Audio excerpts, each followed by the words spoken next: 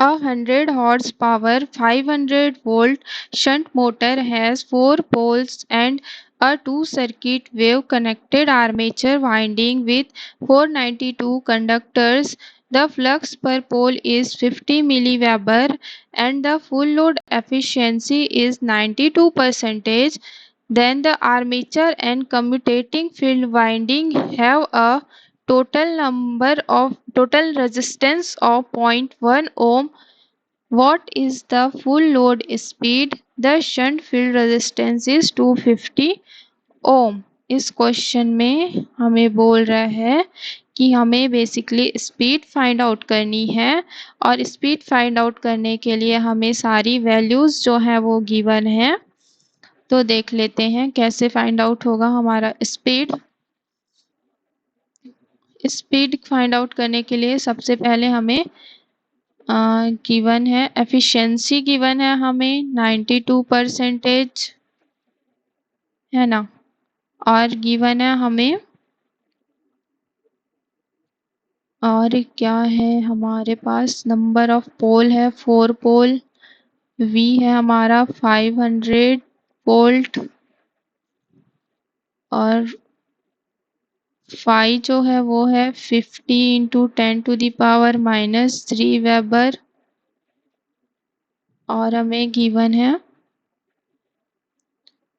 Shunt field का resistance 250 ohm and और हमें क्या गिवन है, आर ए की वैल्यू गिवन है हमें 0.1 ओम।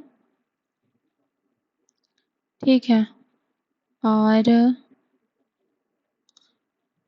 इतना वैल्यू गिवन है ना। तो सबसे पहले हम लोग को पता है क्या फॉर्मूला होता है ईबी का, जहाँ से हम एन निकालेंगे। EB is equals to N P phi Z upon 60 A होता है। यहाँ से हम एन की वैल्यू फाइंड आउट करेंगे तो होगा EB 60 into A divided by P phi Z.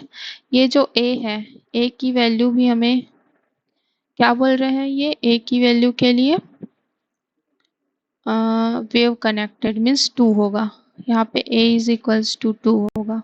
ठीक है, तो a, अब हमें सभी की वैल्यू तो गिवन है ना। क्वेश्चन में हमें सारी वैल्यूज जो है वो दी हुई है, z भी दी हुई है हमें 492। EB की वैल्यू बस फाइंड आउट करनी पड़ेगी हमें। तो EB के लिए होता है V minus I A R A. R A की वैल्यू गिवन है और आई ए की वैल्यू गिवन नहीं है, V की वैल्यू गिवन है। तो आई ए की वैल्यू हम कैसे फाइंड आउट करेंगे, बोल रहा है कि शंट मोटर है ना, तो शंट मोटर में जो आई ए होता है वो होता है I L minus I S H. I L क्या होता है, आई एल जो होता है वो लोड का करंट होता है। अब लोड का करंट कैसे निकालें, लोड का करंट निकालने के लिए हमें पावर पता होना चाहिए।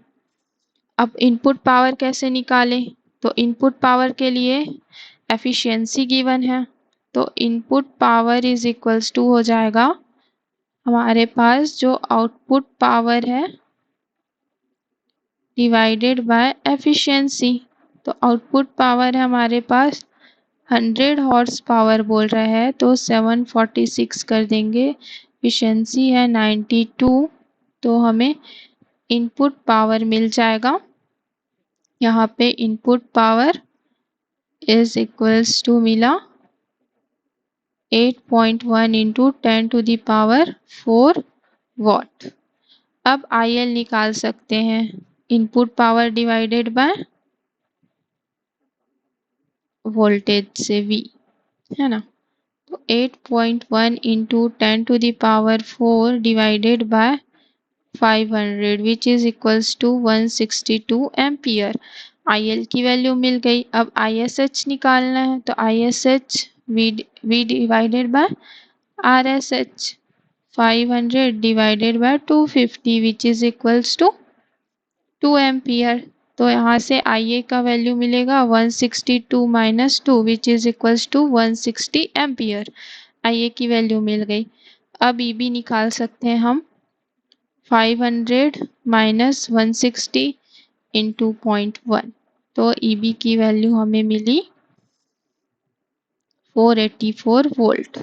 अब इस सभी वैल्यूज को इक्वेशन 1 में पुट कर देते हैं।